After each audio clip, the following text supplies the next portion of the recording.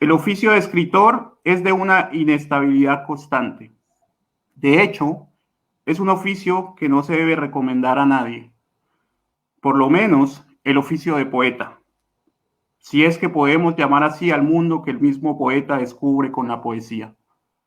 Pero el oficio de escribir va amontonando diferentes experiencias y vivencias hasta que, llegado el momento, uno puede afirmar con rotundidad, sin sentir mucha vergüenza al decirlo, que es escritor. Es para nosotros una gran alegría encontrarnos nuevamente en este espacio para hablar a propósito del oficio de escribir, a propósito del oficio del escritor, en este Día del Idioma y Día Internacional del Libro. Y para eso tenemos dos invitados especiales, que será un honor y un placer presentarles al maestro Kepa Murúa, un escritor que ha nacido en Zarauz, un pueblo de la costa vasca, cerca al mar, y con todas las implicaciones que, como el mismo maestro lo describe, tiene nacer cerca al mar. Y Javier, de Santander, en España, no en Colombia, para evitar confusiones. También una persona con gran recorrido, tanto editor como periodístico, como docente y literario. Entonces voy a empezar presentándoles al maestro Kepa Murúa, con quien hablaremos a propósito de su libro La carretera de la costa. Bueno, tendré que decir que en poesía les voy a hablar de los libros de los cuales yo he tenido conocimiento. Está Lo que yo veo cada noche, Pastel de Nirvana, No es nada, El cuaderno blanco, Autorretratos y Trilogía del corazón. En ensayos, La poesía, si es que existe, Poemas de la servilleta y Cambiar con la escritura, al que pertenece el fragmento que empezamos leyendo. Y también ha publicado los volúmenes de sus diarios, Memorias de un poeta metido a editor, con el título de Los pasos inciertos. Maestro, buenas noches. Buenas noches y también buenas tardes para los lectores y los espectadores de Colombia. Bueno, Javier Fernández es licenciado en Ciencias Sociales y de la Información por la Universidad del País Vasco. Ha trabajado 27 años como periodista en diversos medios de comunicación dentro y fuera de Cantabria, y ha colaborado en medios informativos nacionales, sobre todo escritos. Trabajó como redactor en el diario Montañés durante 18 años y ya como redactor jefe, y posteriormente como subdirector en la edición cántabra El Mundo. Desde 2016 es columnista del diario.es en su edición cántabra. Es miembro de la Asociación de Prensa de Cantabria y de la Asociación de Editores de Madrid, dado que dirige desde hace 10 años El Desvelo Ediciones, editorial con la que ha publicado centenar y medio de libros y al que pertenece La carretera de la costa, del cual hablaremos hoy. También ha hecho algunas cosas en la escritura, y bueno, ya dejaremos que sean ellos que nos cuenten un poco más acerca de su quehacer y de su oficio. Oh, pues que empiece Kepa, tal vez. Bueno, ante todo quiero agradecer la oportunidad que me dais en Leuquemia Literaria de presentar parte de mi obra o mi trabajo como escritor. El motivo es hablar de La carretera de la costa, pero si tengo que añadir algo a la presentación que has hecho, Edwin, quiero decir que soy un hombre que lleva más de 30 años en el mundo de las letras, con diferentes trabajos relacionados en el mundo del libro, valga la redundancia. He sido editor, he fundado alguna que otra revista y ante todo he publicado. Llama mucho la atención porque publico diferentes géneros. Le doy, como se suele decir vulgarmente, al ensayo, le doy a la narrativa y también la gente me conoce como poeta.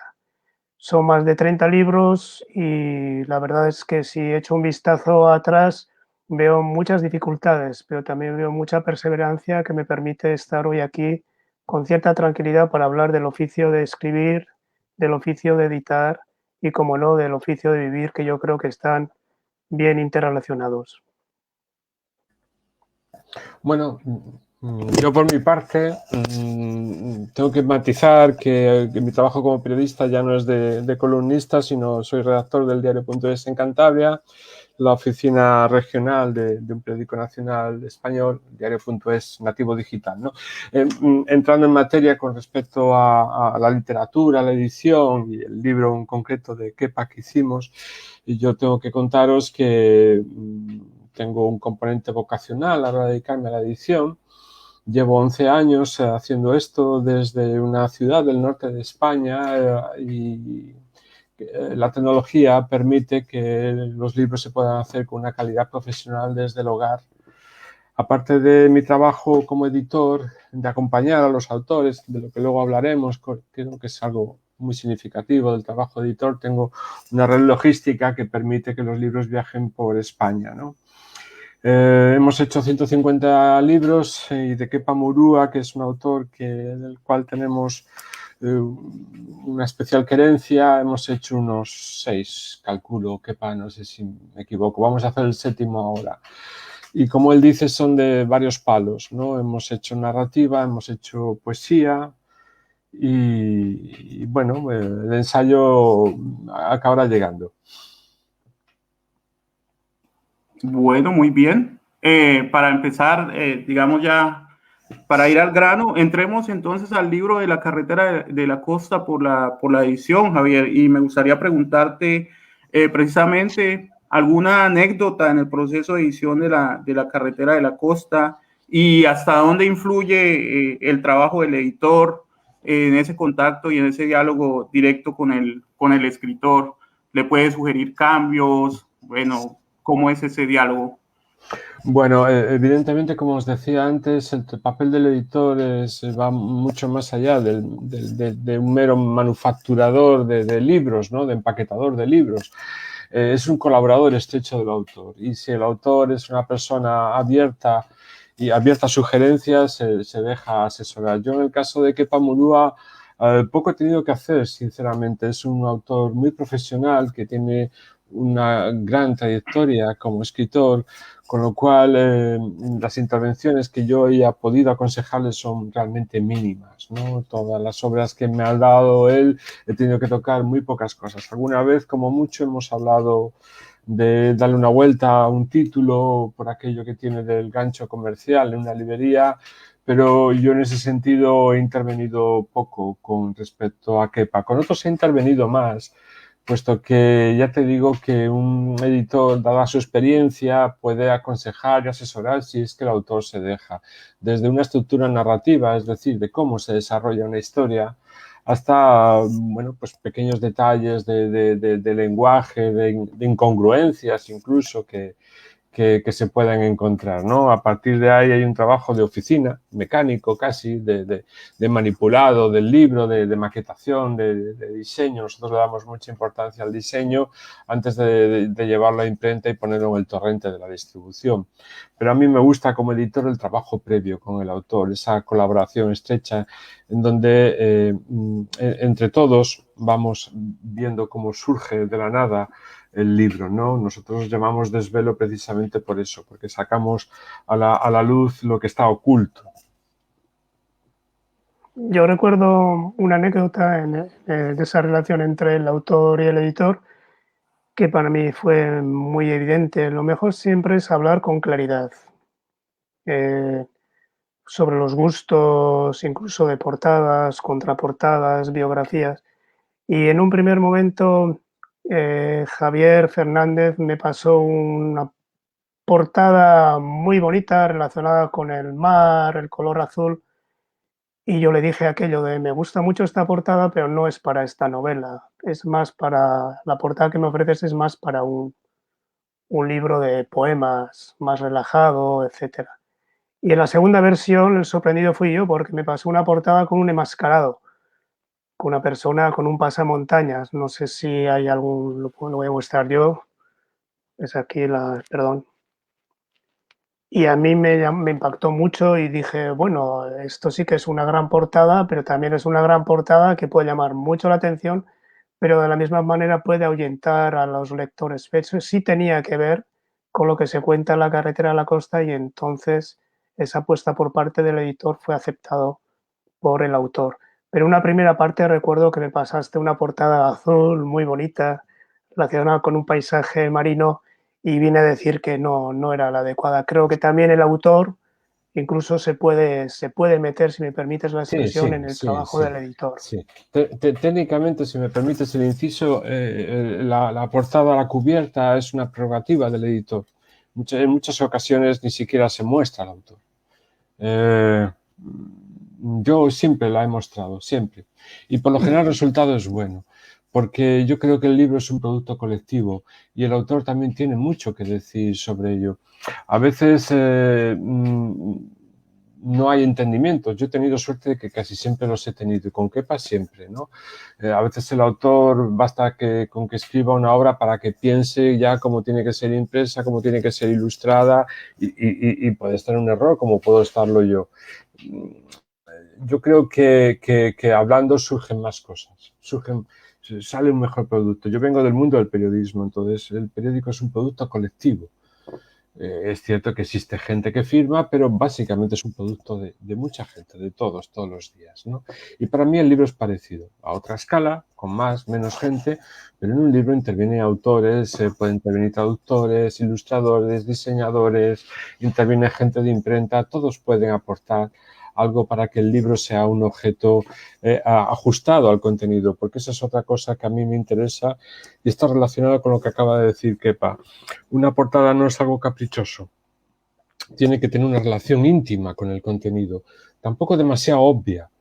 Entonces, a veces hay que darle muchas vueltas, hay que buscar varias versiones hasta el momento en que encuentras algo que conecta con el interior, que hay cierta armonía, por decirlo de alguna manera. La obra de Kepa de La carretera de la costa es una obra dura, pero también es muy intimista. Es muy complicado, no podemos hacer algo, entre comillas, grosero, ¿no? Evidente, obvio, de la típica, a lo mejor, portada comercial de pistoleros o como queráis llamarlo, ¿no? Teníamos que buscar algo un poco más, siendo duro, que al mismo tiempo fuera algo más sugerente. Bueno, quiero matizar algo, no por llevar la contraria al editor. Es verdad que es una novela que tiene un planteamiento duro, como bien ha dicho la expresión, porque se habla del tema de la violencia y el terrorismo, pero también es verdad que en sus líneas, en sus páginas, hay una mirada muy tierna. Sí, Hay sí, una mirada sí, muy sí, tierna. Yo creo que esto los lectores lo han subrayado. Por eso está gustando mucho, en ese sentido, La carretera a la costa, porque pese a la violencia, pese al terrorismo, pese a la muerte, la incongruencia, la violencia, la mirada siempre es tierna, se refleja el miedo del protagonista, se refleja también la comunicación entre un padre y un hijo con miradas diferentes, generaciones diferentes y especialmente entre el narrador que recuerda al muchacho que era en aquellos tiempos de violencia cuando le está confesando a su amor con cierta ternura para que no vuelva a pasar lo que él vivió con intensidad y cuando él no lo entendía porque era excesivamente joven para entenderlo. Sí es verdad que es una novela que habla del terrorismo, sin tapujos, desnuda, de un asesinato, de más cosas, pero por otro lado también hay una reflexión tierna sobre la vida, la paz, la convivencia, porque el narrador no juzga, sino sencillamente va desgranando sus propias sensaciones y, como no, sus sentimientos. Bueno, a partir de lo que ustedes acaban de comentar, entonces me surgen a mí las siguientes dos preguntas, uno para Javier desde la edición y otro para el maestro Kepa. Y bueno, para Javier la pregunta es la siguiente, ya desde el aspecto ya digamos de lo narrativo, ¿qué viste como editor particularmente contundente que tú dijiste, bueno, este libro es un libro que va para publicación? Y la pregunta para el maestro Kepa, y ya les doy paso para que respondan, es, maestro, el narrador insiste en haber narrado, digamos, que a través de los ojos de un muchacho, de un joven, pero hay una parte del libro donde insiste en que ese libro debió haberse escrito hace mucho tiempo y que sabía que algún día lo iba a escribir. Entonces mi pregunta es Si ese libro se hubiese escrito antes, ¿crees que el resultado hubiese sido el mismo? No. En mi caso tardé más de 20 años en encontrar la voz narrativa del libro. Yo tenía esa historia porque fue una historia cercana, el asesinato de Ceferino Peña por parte de ETA, de la organización ETA, pero no sabía cómo explicarla. Y hasta que di con la voz narrativa del muchacho, del joven, que tiene algo de mí también, porque pasa por vicisitudes que yo he vivido con mi padre, en la carretera a la costa, en Zarauz, en Zumaya, en el viaje al trabajo, etcétera, yo no tenía esa voz. Y cuando encontré la voz, me di cuenta que me faltaban algunos datos también bien importantes. Y unos de los datos, por ejemplo, lo encontré en Colombia. Para mí era muy importante unir la violencia del País Vasco con la violencia de Colombia, con los coches bomba, los carros bomba, porque yo tenía entendido que a Pablo Escobar y a todo el cartel de Medellín había sido un etarra el que les había enseñado a poner los carros bomba, que nosotros decimos coches bomba, pero nunca encontré ese dato en mis investigaciones en Medellín, en las bibliotecas, incluso hablando con la gente. Nunca encontré el nombre de ese posible etarra que les enseñó a manejar los coches bomba, los carros bomba. Y fue mi esposa la que me dijo un día, no hace falta que tengas el nombre, eres un escritor, invéntalo. Me dijo eso, yo ya tenía la voz narrativa del joven escritor y entonces me permitió unir dos etapas muy importantes en lo que es la clandestinidad de una organización terrorista. Por una parte, la violencia en el País Vasco y por otra parte, la huida en los países de Latinoamérica.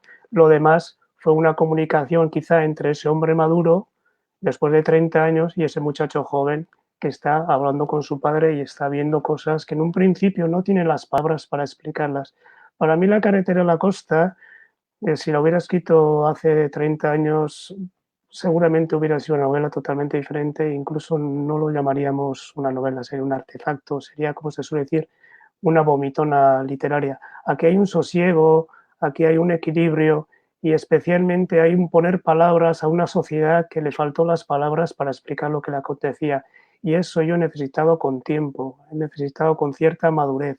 Por eso mismo, aunque la historia la tenía hace 30 años, yo pensaba que era hace 10 o hace 15, pero fue un buen amigo mío el que me lo dijo, no, no, ya cuando hace 30 años ya hablabas de eso, yo entonces no tenía ni la sabiduría, ni la experiencia, ni la voz necesaria para publicar ese libro, pero sencillamente ese libro ha ido germinando en mí y una vez que yo tengo ya la voz narrativa y voy atando diferentes cabos, diferentes mapas de la geografía narrativa, doy con la voz y finalmente me atrevo a escribirla casi de un tirón. Lo demás fue un trabajo también de años, de reescribirla, corregirla, quitar unos textos, añadir otros, desechar unos textos, para que finalmente la novela también tuviera un aspecto circular y tuviera un final y, como no, un principio.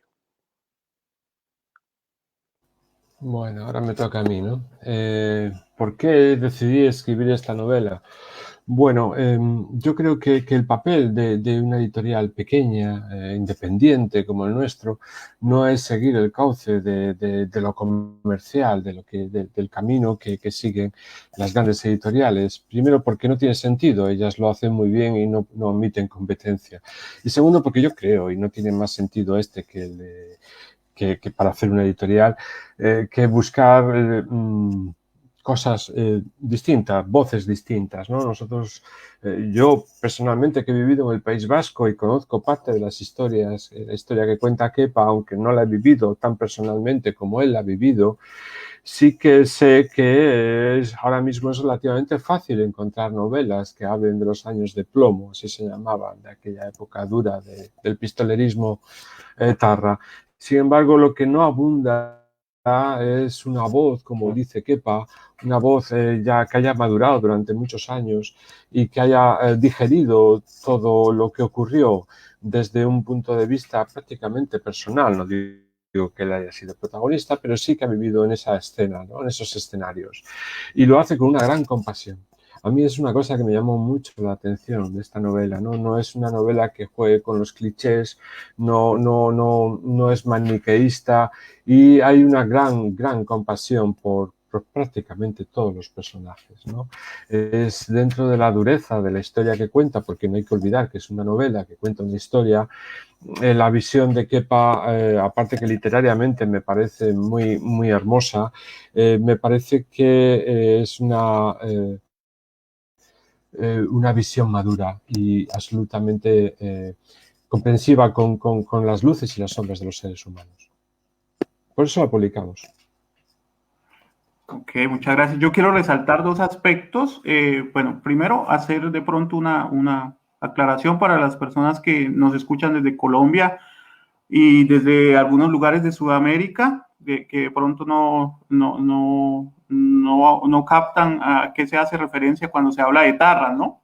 Entonces, pues, decirles que es a todos los miembros pertenecientes a la organización ETA, ¿no? Ya el maestro nos hablará un poco y nos contextualizará, pues, a propósito de estos tiempos de la violencia o de los llamados años del plomo, como se le llamó así en el País Vasco. Y lo otro en lo que quiero resaltar es que los dos coinciden en esa madurez, ¿no?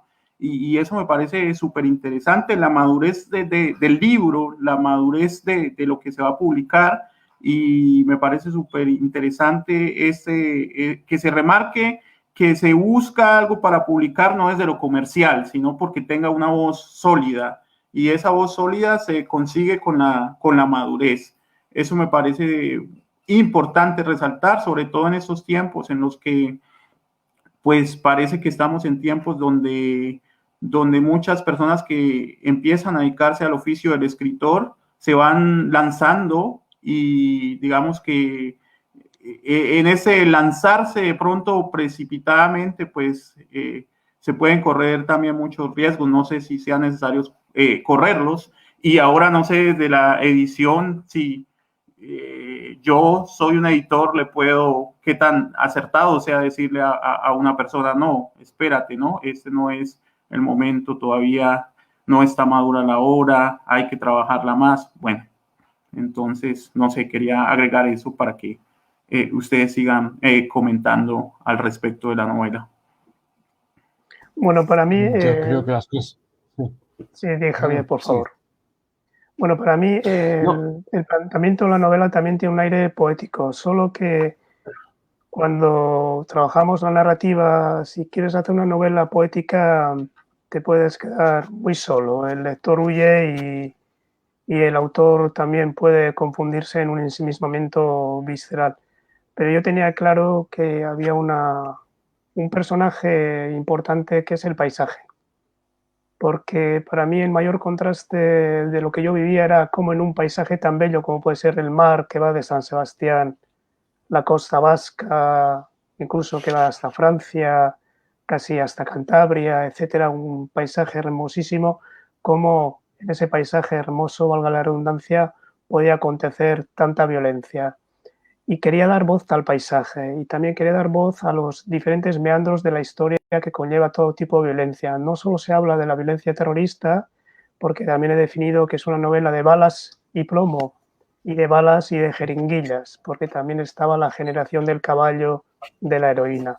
Debemos de pensar que España en aquel momento entraba en la transición democrática, pasaba de una dictadura a una transición democrática, y yo intuyo que entonces no había una cultura para madurar lo que es la democracia. Por eso hubo tantas realidades tan radicalizadas. Y en esas realidades tan radicalizadas, el paisaje hermoso inevitablemente guarda un secreto, que es la violencia. Yo quería trasladar todo eso como con diferentes meandros que van de la montaña a los ríos, al mar, pasando por diferentes vicisitudes que pasaban también pues, a los huidos, a la policía, a la gente que moría y especialmente al asesinato de Ceferino Peña, que esta novela La carretera a la costa, la he dicho muchas veces, se podría hablar o se podría titular Ceferino Peña, que fue una persona, un humilde trabajador, un carrocero que fue asesinado por ETA y que en aquel momento, hace más de 30 años, ETA asumió que era un error. Entonces, todos esos pequeños detalles que hacen una historia tremenda me llevaron a pensar que tenía una novela de muchos matices. Por eso, siguiendo un poquito de lo que ha comentado mi editor, No hay personajes antitéticos, pero sí es una novela de matices, una novela de sentimientos, de sensaciones, que va acompañado incluso no solo en el paisaje, sino en las estaciones. Cuando llueve, cuando hace frío, cuando hace sol, aparecen siempre unos sentimientos diferentes.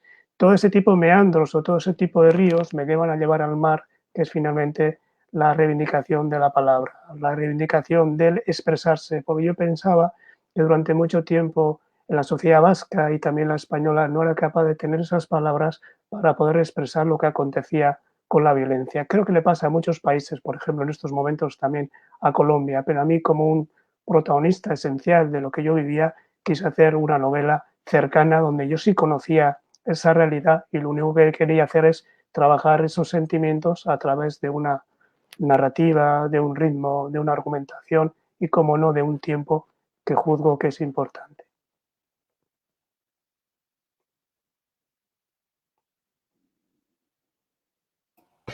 Cuando antes decía Kepa que tardaba tanto tiempo, yo creo que las cosas ocurren cuando tienen que ocurrir, ni antes ni después, ¿no? También lo decías tú, Edwin, en el sentido de que un escritor tiene cierta prisa, cierta necesidad urgente de escribir, de publicar, cuando realmente a lo mejor lo que requiere es calma y esperar a que llegue el momento oportuno para dar ofrecer aquello que puede dar todo de sí, ¿no? A veces eso intuitivamente sabes que te ha llegado el momento y es el momento de hacerlo y de publicarlo. Hacerlo con anterioridad yo creo que lo condena todo al fracaso. Y yo creo que este es un caso prototípico. Tal vez esta novela no la puede escribir una persona de 20 años. Tienes que haber vivido, sencillamente es así, ¿no? Yo también lo pienso en la poesía y incluso en lo que yo puedo escribir, ¿no? Me doy cuenta que a veces la vida te da un pozo, un espesor a las cosas que no te lo dan conocimientos adquiridos de oídas o leídos en un libro. Tienes que vivirlos, tienen que pasar años antes de poder echar todo aquello que es tú que puedes dar. Bueno, con el permiso del maestro Kepa, no sé si creo que es momento de contarle a la gente pronto un poco el argumento de la novela. Bueno, de hecho, creo que no hay problema porque se aparece en internet cuando buscamos, entonces ahí les aparecerá un poco el argumento. La carretera de la costa, una novela basada en el atentado cometido por ETA el 16 de mayo de 1980, perdón, fruto del cual se le arrebató brutalmente la vida al industrial Ceferino Peña en presencia de su pequeña hija de 3 años. Posterior al crimen, los autores materiales piden excusas alegando que fue un error. A partir de este evento histórico que tuvo lugar en los años del plomo en el País Vasco, el narrador emprende un periplo por la época, los lugares, los paisajes y por la mente de los implicados en este dramático suceso. Entonces es un poco el periplo del narrador jugando a meterse en la mente de todos y describiendo también de una forma bastante poética, como ya lo decía el maestro, hace unas descripciones muy poéticas de la carretera de la costa, ¿no? Y la describe como un lugar muy bello, pero también un lugar en el que acontecieron unos hechos macabros. Por ejemplo, hay una descripción totalmente hermosa donde está hablando de cómo iban pasando las épocas del año, ¿no? El verano, el otoño, la primavera, el invierno, y cómo iba cambiando el paisaje, la carretera de la costa, bueno, toda esta forma poética, como lo relata el maestro en esa novela. Y lo otro es el componente histórico, ¿no? Y hay una frase en la misma novela que me va a permitir leerla para que sigamos conversando a propósito del componente histórico. Dice, esto no es un ensayo sobre historia ni violencia, sino una novela de sentimientos en la que la verdad debe prevalecer en algún momento. Sí, yo siempre pienso que la justicia llega en el momento adecuado. En algunos procesos de violencia pasa más tiempo en algunos países, pero siempre finalmente todo se sabe. Hay una historia de la carretera a la costa, una historia verídica, cuando el asesino del industrial huye, es el único del comando asesino el que huye a Latinoamérica, pero no puede quitarse de su conciencia la imagen de la niña del industrial que ve cómo asesina a su padre. Esa imagen le persigue, trastoca su conciencia y se convierte incluso en un clochard en México. Una vez que es detenido en México y entregado a la policía española, reconoce que esa imagen le ha perseguido toda una vida de huida, toda una vida de terrorismo, toda una vida de clandestinidad. Para mí eso era muy importante. De hecho, en la novela incluí yo un apéndice que era la mirada de la hija, una hija ya mayor, que recordaba un poquito a su padre en aquellos momentos, aunque finalmente fue eliminado porque pensaba que no aportaba nada más a la novela, más que un apunte importante desde un punto de vista del trabajo del escritor.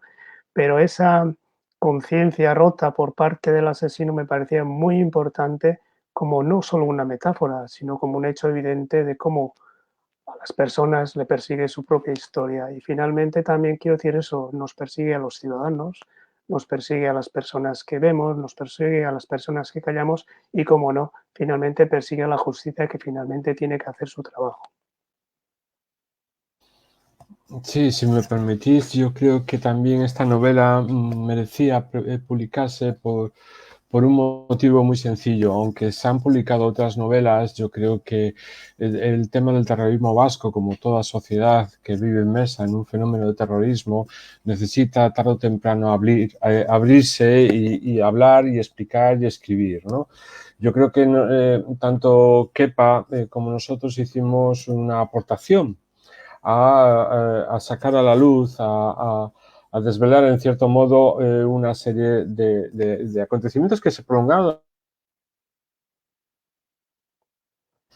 y que podían correr el riesgo de caer bajo el silencio opresivo de todos los traumas que viven las sociedades, ¿no?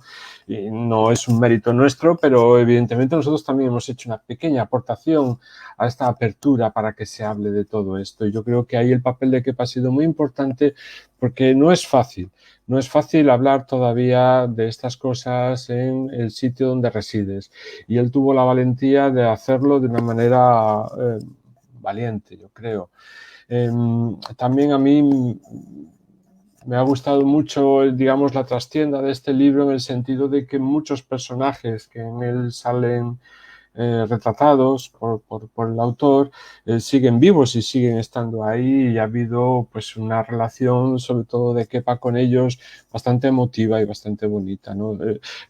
Quiero decir que son temas no discursivos, sino que son reales y están a flor de piel, siguen existiendo aunque hayan pasado años y siguen levantando ampollas, ¿no? Y hablar sobre esto y escribir sobre esto y desde un punto de vista personal, sincero, poético, literario, como quieras, es muy importante. Yo creo que tiene que haber más contribuciones para que las sociedades superen sus traumas.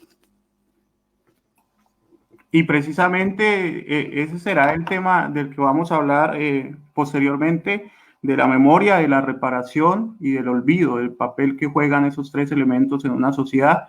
Pero antes de hablar de eso, maestro, yo creo que podemos compartir con las personas que nos acompañan un fragmento de lectura, ¿no? Sí, sí, puedo leer algo. Voy a leer un pequeño párrafo, si me permites.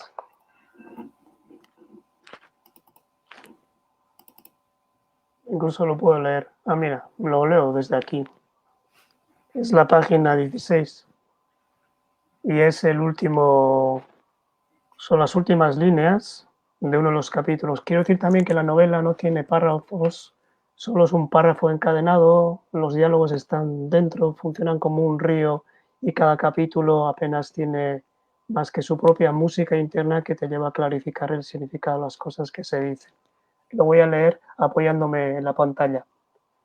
Las pocas palabras que se repetían eran Gora Eta o amnistía. Mi padre apenas pronunciaba unas pocas palabras en el trayecto.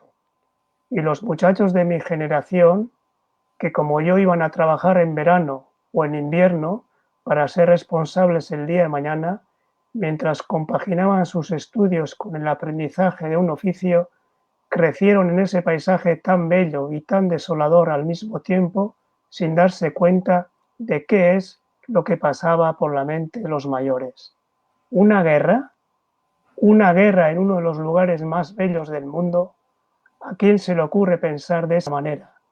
Es como pelear con tirachinas, tiempo perdido, dijo mi padre una mañana que oíamos juntos la radio antes de entrar en la primera de las curvas que separan a Rona de Zumaya.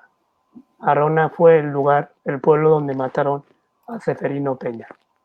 Y el protagonista es un muchacho que va a trabajar con su padre a una fábrica que se llama Bombas Azcue, que está muy cerca de la carrocería donde asesinaron a Ceferino Peña. Bueno, entonces yo creo que ya después de la lectura de este fragmento, podemos empezar a relacionar esos elementos que habíamos mencionado, la memoria, el olvido y la reparación, sobre todo en una época, pero relacionándola con Sudamérica y particularmente con el caso de Colombia, donde tanto se habla, ¿no? De memoria, de olvido y de reparación.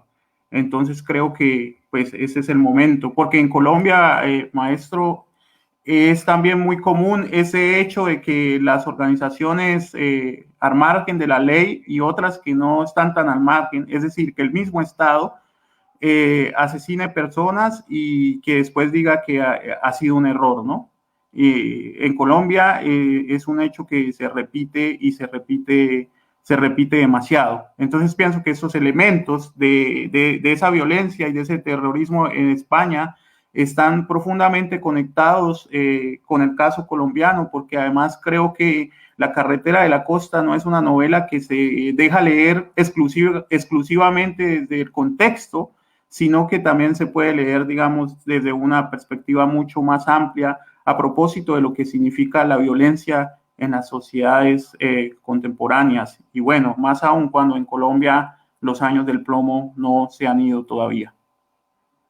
Sí, bueno, La carretera de la costa es una novela que la puede leer cualquier lector o lectora de Colombia o incluso de Nueva York. Lo puede entender cualquier persona interesada en el mundo de los sentimientos y el mundo de la violencia.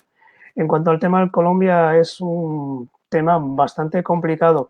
Pero yo creo que en Colombia, con total modestia, me gustaría decir que el Estado, el gobierno, se debería de involucrar mucho más en con la justicia como tal, con la reparación de las víctimas. Finalmente, las víctimas son las que muchas veces no tienen la palabra y hay que darle palabra y hay que darle voz a todo tipo de víctimas. En ese sentido, la justicia llega tarde o temprano, pero el gobierno tiene que educar también a su ciudadanía para entender que esa justicia es necesaria. Pueden tardar tiempo, pero esa educación es importante para que todo el mundo pueda entender que en ese momento puede haber una reparación, puede haber también una interpretación de la historia un tanto diferente, con matices, con mayor asertividad y con mayor empatía. Colombia es un país rico, Colombia es un país muy generoso, Colombia es un país con muy buena gente, gente muy alegre, gente muy optimista, pero a veces sus gobiernos desmerecen un poquito el respeto que necesita la ciudadanía.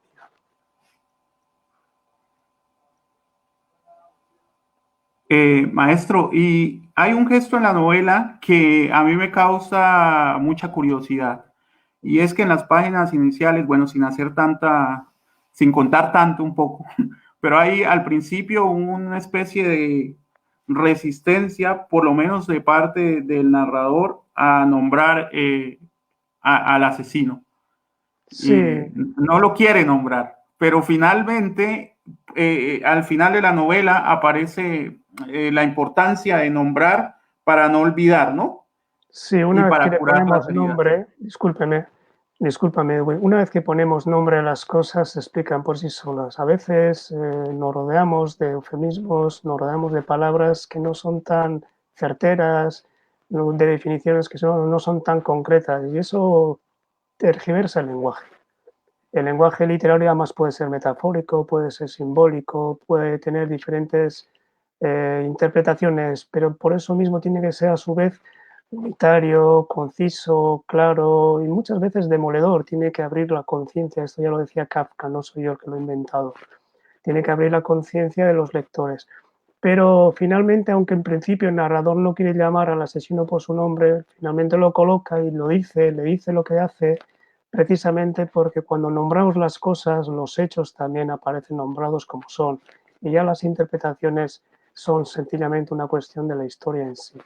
La historia es una ciencia, como digo yo, que tarde o temprano tiene su razón de existir y su razón de ser.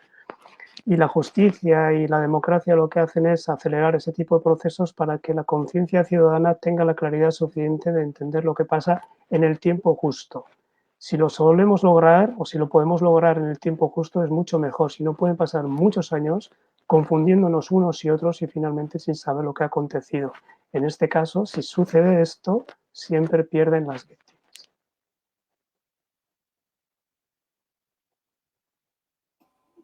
Bueno, y en otro aspecto también en el que se enfatiza en la novela respecto a la violencia es cómo en las sociedades violentas se normaliza la sangre y la violencia, ¿no? El pan de cada día es el silencio, la indiferencia, pues algunos por temor, otros por indiferencia, y se describe, o tú lo describes ahí como esas sociedades donde se llevan vidas dobles, ¿no? Sí, la carretera de la costa se habla también del problema de la identidad. Está el problema de la homosexualidad, el problema de que no sabes quién es, con quién estás hablando, no sabes si es policía, si es una policía secreta, si es uno de la ETA, si es... No sabes. Entonces esas dobles identidades llevan también a tergiversar la realidad. Por eso mismo también hay que ser muy concreto en ese tipo de identidades. Se va mezclando todo y por eso mismo finalmente tienes que ver una claridad donde al principio no puedes ver nada. Pero en cuanto a la normalidad, voy a contar una anécdota. Cuando yo era joven, vivía en el País Vasco y muchas veces cosas relacionadas con el mundo, la violencia, el terrorismo, nos podían parecer normales porque era el pan de cada día, lo que se suele decir. Bastó que me moviera unos 500 kilómetros y me fuera a estudiar a una universidad que ya al no estar en mi pueblo, al no estar en las ciudades como San Sebastián, Bilbao, todo aquello que a mí me podía parecer más o menos normal, porque estaba acostumbrado a vivirlo, en aquellos lugares no era tan normal. ¿Qué quiere decir con esto? Que normalizamos situaciones que por lo general no son normales. No son normales.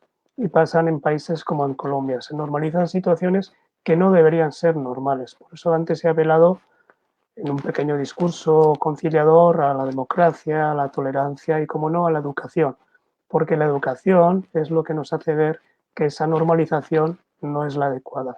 Generalmente, la violencia no tiene por qué existir en ningún país, por mucho que su historia sea muy, muy conflictiva. Y cuando normalizamos la violencia es algo, quiere decir que en algún momento la sociedad, desde un punto de vista del pensamiento, por lo menos está o bien equivocada o está enferma.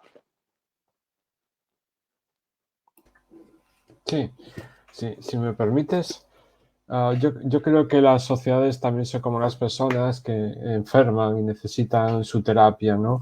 Como decía Kepe, como decías tú, Edwin, a veces mientras transcurre el horror, los seres humanos aprenden a convivir y a transigir con el horror, ¿no? Se hace un horror cotidiano y se asume como algo normal. Pero ¿qué pasa cuando todo estalla, cuando todo acaba, ¿no? Ha habido muchos casos a lo largo de la historia en que las sociedades han vivido experiencias horrorosas, por ejemplo, Europa en la Segunda Guerra Mundial, en Alemania. A veces cuando todo eso acaba, lo que se produce es un silencio ensordecedor, es una situación de shock, igual que una persona cuando vive un trauma muy fuerte, ¿no? Entonces no es que ya se conviva con el horror, es la incapacidad de hablar, de, como tú dices, Edwin, de la memoria. Y si no hay memoria no puede haber reparación, ¿no? Yo creo que cuando una sociedad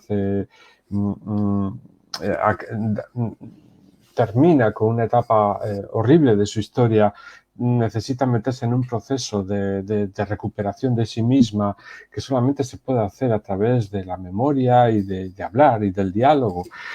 Por supuesto, también tiene que haber un proceso donde se compagine tanto el perdón como también la justicia, la aplicación de una pena, ¿no? Pero la sociedad en su conjunto necesita afrontar ese trauma que ha vivido para poderlo superar.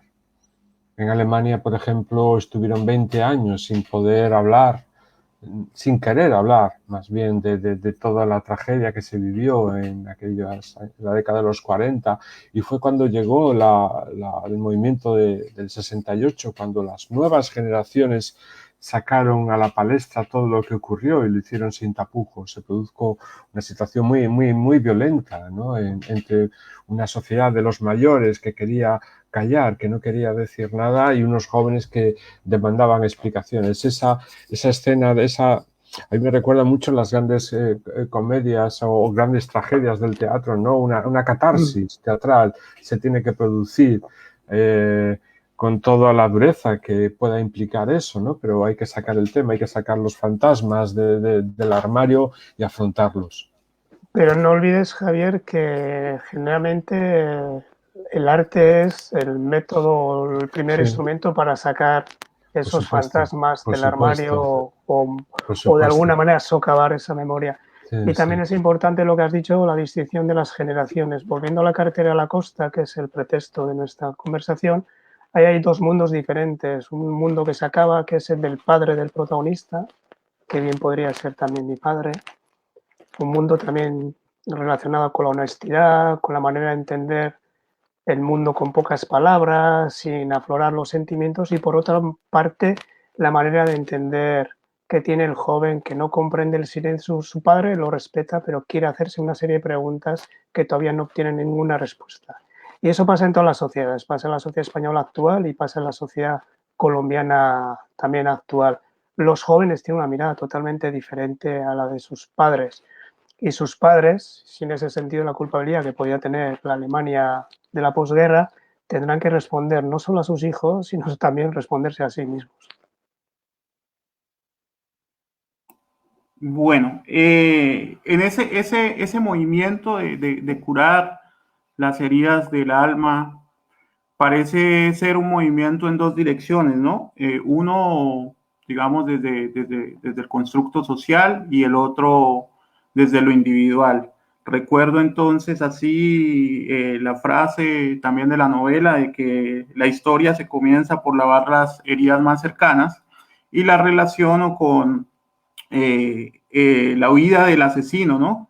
Que se describe como una huida de sí mismo, ese tormento que tenía al contemplar el rostro de la niña, ¿no? Entonces, hablemos un poco de esa, aunque ya de alguna manera ya lo hemos hablado, esa relación, ¿no? En ese curar esa historia para no repetirla, por así decirlo, ¿no? Porque, bueno, se ha dicho siempre que quien no conoce su historia está condenado a repetirla, pero parece más que fuera una frase que se suelta y pues volvemos a ver, digamos, todas estas expresiones que se repiten, sobre todo de la violencia. Yo recuerdo, por ejemplo, el asesinato que se narra en el libro de un joven por parte de la Guardia, y recuerdo algo que está muy cercano en la historia de Colombia, en la historia de Chile, por ejemplo, y de Ecuador, que son los asesinatos de civiles, y en Colombia, por ejemplo, el caso del asesinato de Dylan Cruz. Entonces, ahí pienso que esa frase de que quien no conoce la historia está condenado a repetirla, la hemos usado simplemente como para repetir y repetir, pero como que no ha trascendido, no ha calado en el corazón. La violencia es múltiple y es dispersa y puede estar en cualquier lado. Hay que hablar de ello a veces con calma, porque en este caso la calma es fuerza, pero muchas veces incluso con cierto nerviosismo al principio, porque involucra identidades, involucra a las personas. Pero si queremos buscar una reparación, queremos buscar una superación, tenemos que constatar todo tipo de violencia, ¿no? La violencia pequeña, llamémoslo así, y la violencia mayúscula, la violencia doméstica y la violencia, llamémoslo, política. Pero en todo caso siempre hay que analizarla con mucho respeto y también con mucha empatía, porque hay personas que quizás todavía no estén preparados ni para hablar de ese tipo de violencia, ni para confesar los sentimientos que esa violencia les lleva, ¿no? Por eso hay que tener mucho cuidado y hay que matizar muy bien. No hay que ser, como yo digo, como el narrador de La carretera a la costa, muchas veces no es ni juez ni parte, sencillamente constata el miedo, constata el temor, constata las diferentes violencias y luego es el lector, en este caso, o la lectora, la que interpreta y la que pone la historia en su propia biografía. Me gustaría que eso también fuera una metáfora para los lectores o los espectadores que nos están escuchando. Existe una historia y cada uno puede poner su sello particular, su familia, su biografía, pero muchas veces tiene que trascender mucho más para que podamos encontrar un equilibrio y finalmente nos centremos en lo que nos suma, mucho más en lo que suma que lo que nos resta, en lo que nos diferencia, ¿no? Generalmente lo que nos diferencia suele ser una violencia muy demoledora y muchas veces, diría yo, demasiado radical.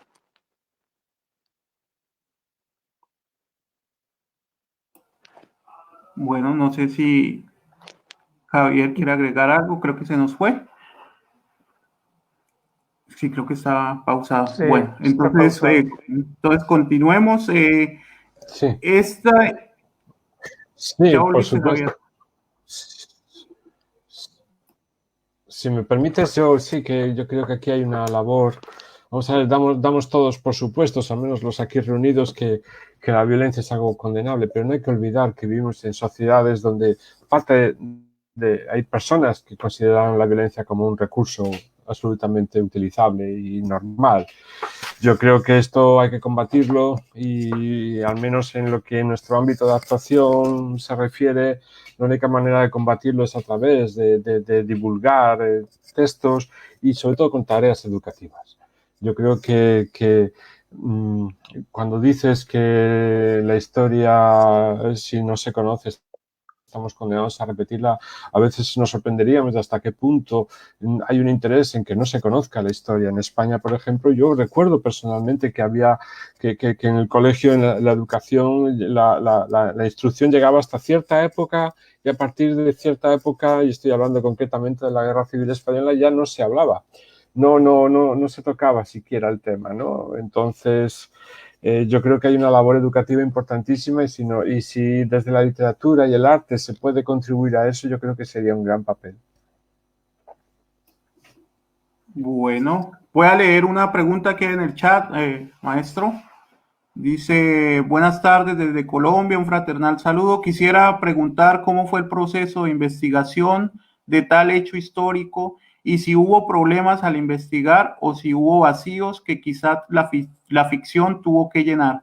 Y a partir de esto, ¿hasta dónde está la libertad ficcional del autor en representar tal hecho histórico? Bueno, cuando yo quise escribir La carretera a la costa, que en principio no se llamaba así, sí que me informé, fui a las hemerotecas, también eran hechos que yo había vivido, repasé muchos textos de fondo de archivos de periódico, pero finalmente me he dado cuenta que había algunos datos que yo no, que el periodismo como tal no me lo podía dar y entonces yo tuve que recurrir a mi propia imaginación. Sí es verdad que me han preguntado qué es verdad y qué es imaginación. Ni yo mismo lo sé a ciencia cierta, porque finalmente uno se envuelve en la narración y se le van yendo las cosas por senderos que muchas veces en un principio no tenía pensado. Pero en principio está la libertad del autor y también está la libertad y la osadía como tal. Yo, no obstante, al saber que era una novela que podría ser polémica o ciertamente crítica, trabajé siempre un tono de la voz pausado, un tono de la voz y también unos sentimientos muy tiernos. Siempre busqué la cercanía y la contemplación y, como no, también el compromiso por parte del lector para que pudiera entender los diferentes matices de esa historia tan particular. Hay una mezcla entre ficción y realidad, hay una mezcla entre imaginación y poesía, hay un juego de tiempos y una narración que sigue unos cursos determinados, pero tarde o temprano la primera información, lo que el autor es lo que hace esa elaboración previa, lo tiene que desestimar, lo tiene que desechar para que directamente pueda salir la novela más o menos bien terminada o redonda, ¿no? Esto es como lo que puede hacer un buen anfitrión cuando invita a una fiesta o una gran cena a sus amigos, a sus familiares. Primero lo prepara todo, prepara muy bien los lugares donde se van a sentar, el menú, las copas, etcétera, Y luego para divertirse, para vivir intensamente esa fiesta o esa reunión, para celebrar esa reunión, se tiene que olvidar de todo para poder vivir intensamente esa fiesta. Yo creo, yo creo que todo lector tiene que distinguir perfectamente cuando está leyendo una novela y cuando está leyendo un ensayo o un libro de historia. No es lo mismo. No podemos leer una ficción como si fuera algo que ha ocurrido realmente, sería bastante ingenuo, lo cual no quiere decir que le quitamos mérito histórico, por decirlo de alguna manera, a un texto ficcional. Yo creo que, respondiendo a la pregunta de este oyente sobre cómo cubrir las lagunas que a lo mejor no están soportadas en datos de investigación, yo creo que lo primero con honestidad y segundo con una total verosimilitud. Con la novela ocurre una cosa muy curiosa, que a veces la realidad es menos verosímil que la ficción.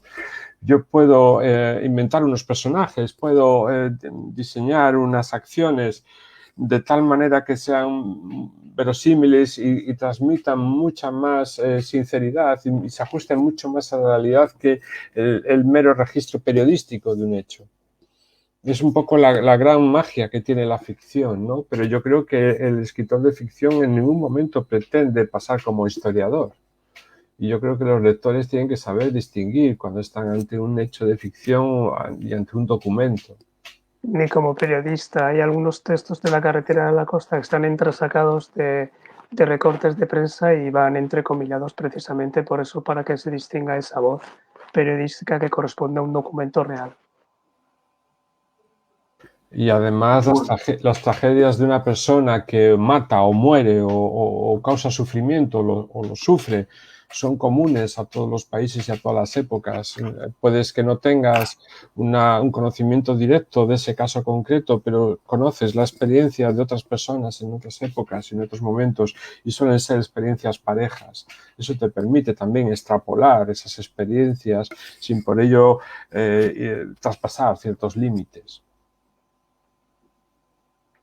Sí, precisamente quería hablar de eso, del dolor. Quería hablar del dolor que en este caso vivencia no solamente, digamos, los seres queridos de quienes fueron asesinados, sino también el dolor y los sentimientos de angustia también y de miedo del otro lado, ¿no? O sea, el dolor como algo que pertenece a la condición humana, más que allá de dividirnos en bandos del bueno y del malo, sino el dolor como aquello que pertenece a la condición humana y de ese dolor que, bueno, se va elaborando y que, bueno, con el que se tiene que vivir, con el que muchas personas que han vivido épocas de violencia tienen que seguir cargando a cuestas al mirar a una fotografía de alguien que ya no está entre la familia, al escuchar una canción que le recordaba a esa persona. Bueno, la elaboración de ese dolor y ese rompimiento que hay en la condición humana, independientemente de si se está en el bando de, entre comillas, el bueno o el malo, ¿no? Y que quizás solo el paso del tiempo, quizás puede borrar ese dolor o puede llegar a que esa persona perdone eso, ¿no? Y bueno, me viene a la cabeza la idea de, no sé si fue Derrida quien lo dijo, acerca de perdonar lo imperdonable. Entonces, bueno, esa relación con el dolor, el perdón, el olvido, que es totalmente presente en la novela. Y el miedo que se sintió. Pero todo eso se cura con tiempo, se cura también con una inteligencia emocional, se cura con el esclarecimiento de los hechos, se cura con una mirada empática, se cura con una cercanía. Inevitablemente tendríamos que hablar del perdonarse uno mismo, pero son cosas muy delicadas porque ahí ya no podríamos generalizar tanto, sino tendríamos que mirar cada ejemplo con lupa porque cada individuo responde al perdón de una manera o de otra. Yo creo que la experiencia del dolor es una herida que no va a desaparecer, pero hay que aprender a sobrellevarla, a convivir con ella. Es como llevar una llaga. una quemadura, ¿no? Siempre la llaga nos va a recordar aquello que pasó, pero yo creo que lo que hace que una persona siga adelante es aprender a sobrellevar eso. Y una experiencia traumática de dolor puede ser superada, no olvidada, porque va a estar siempre ahí recordando la experiencia, pero hay que sobrellevarla para poder seguir viviendo. No es lo mismo tampoco el dolor de una víctima que de un agresor. Yo en este personaje que retrata a Kepa perfectamente, en el de Corta, el asesino en la novela, una persona que huye a América para intentar escabullirse de la culpa, tiene un tinte trágico, casi de tragedia griega, ¿no? De una especie de Lady Macbeth arrepentida de sus crímenes, pero es doblemente trágico porque por mucho que huya no puede escapar del dolor, de sí mismo. Allí donde vaya se llevará consigo el dolor. Él es un buen ejemplo de cómo no puedes sobrevivir al dolor si no lo transformas en otra cosa. Una de las cosas que más miedo, incluso no sé cuál es la palabra, era saber qué podría pensar la hija de Ceferino Peña cuando leyera la novela. Entonces, antes de publicarla, incluso antes de entregar el primer borrador al editor, a través de varios contactos pude conocerla personalmente. Y le dije, mira, he escrito una novela que habla de tu padre y también te retrata a ti. De alguna manera me gustaría, si puede ser, que la leyeras y que me dieras tu opinión, porque antes de publicarla me gustaría saber tu opinión. Me costó dar con ella a través de diferentes amigos y finalmente el encuentro fue muy emotivo, tomamos un café, hablamos en euskera, hablamos un poco de la vida, cómo nos iba, etcétera, y con tiempo recibí una respuesta, me ha emocionado y puedes publicarla. Eso me dio mucha tranquilidad como autor, como persona, porque uno, por mucho que intente escribir una novela, como bien ha dicho Javier, preámbulo de esta grata conversación, dura, y aunque incluya cierta visión más tierna, no sabe cómo van a responder los protagonistas esenciales de esa novela. Entonces, para mí la protagonista invisible y también real era esa niña que ha crecido, ella es una mujer, y finalmente ella me dio la posibilidad de publicarla. De otros protagonistas, como de los asesinos, he sabido menos, pero hace poco me pasó una cosa muy curiosa también, una pequeña anécdota. En una presentación de otro libro se me acercó una persona y me empezó a hablar de ellos. Y me empezó a hablar con cierto temor. Esperó a que todo el mundo se fuera, los otros lectores que venían a que yo les firmara algunos ejemplares, y cuando nos quedamos solo me confesó cosas de esa generación, porque los dos somos más o menos de una generación, él quizá con unos años más que yo, más cercana a los asesinos, y me contó cosas de aquellas personas. Todavía hay miedo de hablar de todo eso, todavía hay miedo de exteriorizar incluso el dolor, y todavía hay miedo de exteriorizar el miedo que sentimos. Y estoy hablando de sociedades más o menos adelantadas, como puede ser la europea. Y yo suelo pensar, si esto pasa en Europa, ¿qué puede pasar en cualquier lugar del mundo?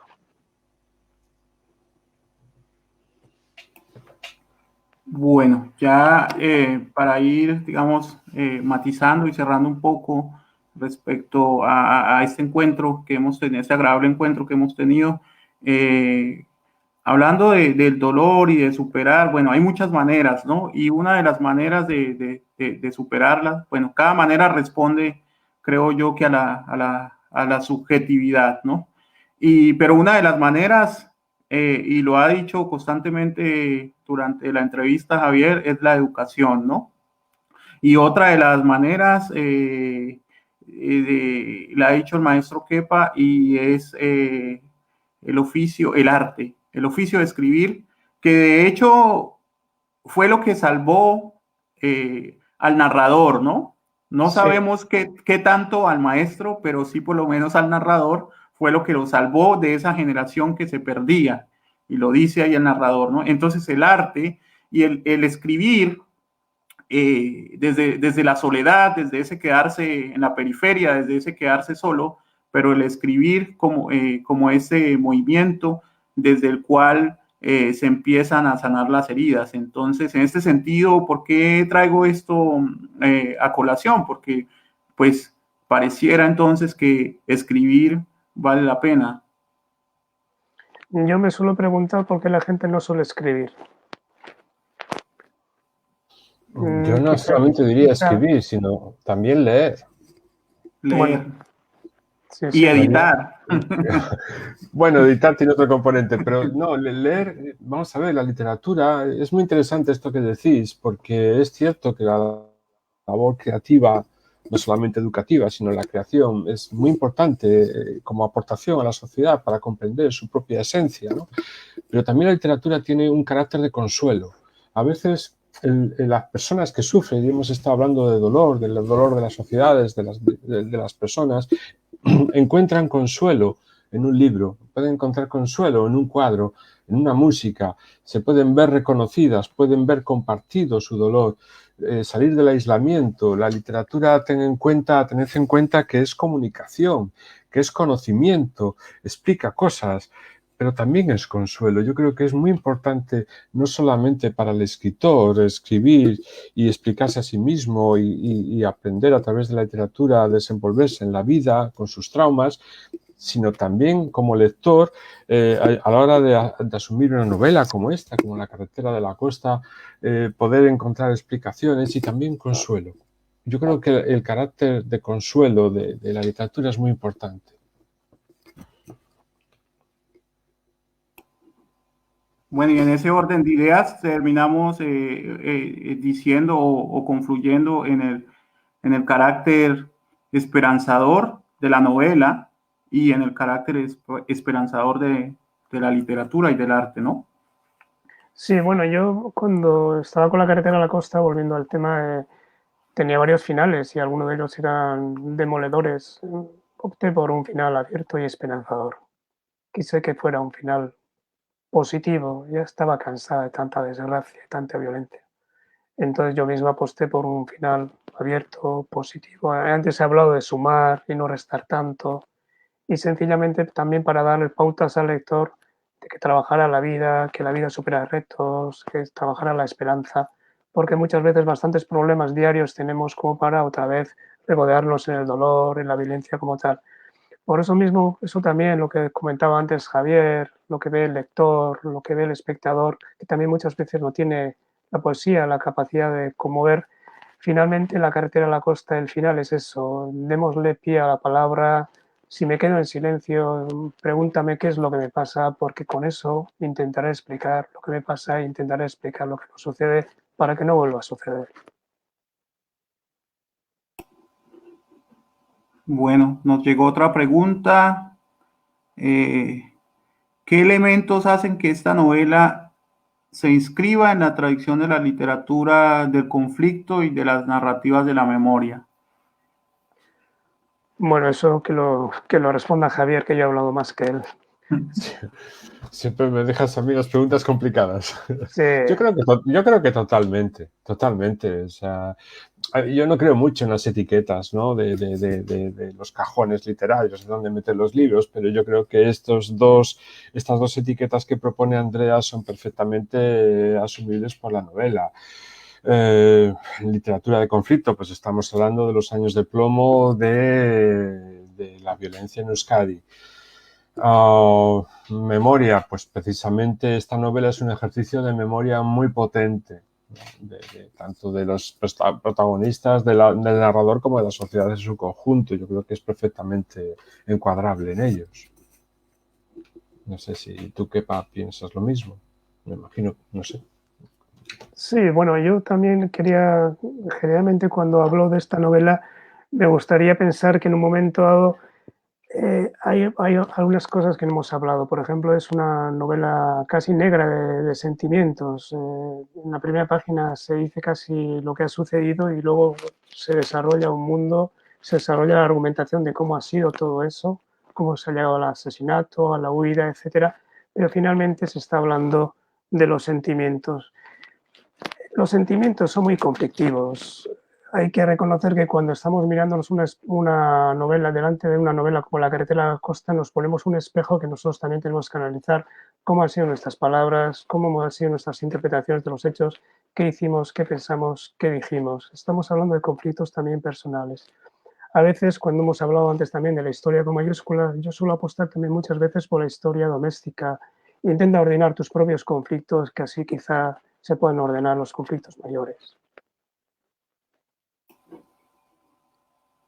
Bueno, ya para ir cerrando, yo voy a dar, digamos que, bueno, sería demasiado pretencioso decir que mi visión, pero voy a dar lo que me surgió, o sea, voy a leer las líneas que me surgieron al terminar de leer la novela de La carretera de la costa y después le damos paso a Javier para que diga alguna cosa y se despida y finalizamos con las palabras de despedida del maestro Kepa. No sin antes agradecerle también a todas las personas que de los diferentes continentes se han conectado, aunque no me gusta mucho esa palabra, pero eso tendríamos que hacer otra sesión para hablar de eso, pero agradecerles por su presencia. Y entonces estas son las líneas que escribí cuando terminé de leer la novela. La carretera de la costa no es una novela que se deja leer únicamente con referencia a un lugar y un contexto específico, sino que además invita a una reflexión constante a todas las sociedades en las que impera la violencia. Allí donde muchos callan, algunos por el horror que les produce la sangre y otros por miedo.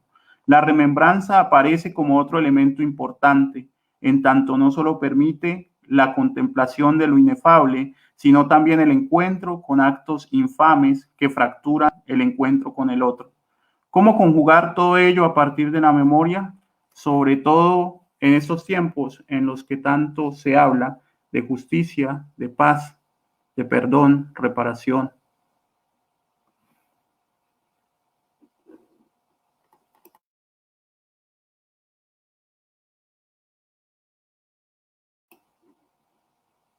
Bueno, no sé si Javier se nos fue. Creo que Javier se nos fue. Sí, se congeló la imagen, pero volverá. Bueno, creo que podemos darle una esperita porque es una pena que precisamente en la despedida se nos haya congelado. Entonces, bueno, mientras Javier vuelve para que se despida, agradecer también al equipo Leuquemia Literaria en Bogotá, que está constantemente apoyándonos desde los aspectos técnicos y también saludarlos, ¿no? A Jonathan, a Andrea y a todas las personas que han estado por ahí presentes, saludarlos de pronto un poco con nombre propio, ¿no? Catalina, a Juan Hernández, Nelson Celeita, Andrés Valenzuela, desde un departamento muy hermoso en el sur de Colombia, en Nariño. Bueno, todos son muy hermosos, pero quiero resaltarlo porque es uno de esos lugares donde la presencia del Estado es mínima, ¿no? Y bueno, agradecer a todas las personas que se han conectado para este encuentro y agradecerle, maestro, por su compañía, su grata compañía. Volvió Javier. Por su oficio como escritor y sobre todo por su humanidad. Y volvió Javier. Javier. Sí, son los duendes de estas cosas tecnológicas, ¿no? Me imagino que estamos en el momento de la despedida y yo quisiera agradeceros a vosotros este momento tan agradable y la oportunidad de poder hablar de una obra estupenda hecha por una pequeña editorial española, ¿no? Yo ya lo había dicho antes, nuestro papel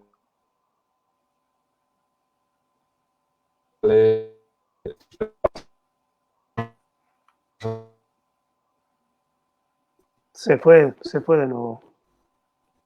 Se fue de nuevo, sí. Sí. Ya, ahí está. ¿Nos escuchas, Javier?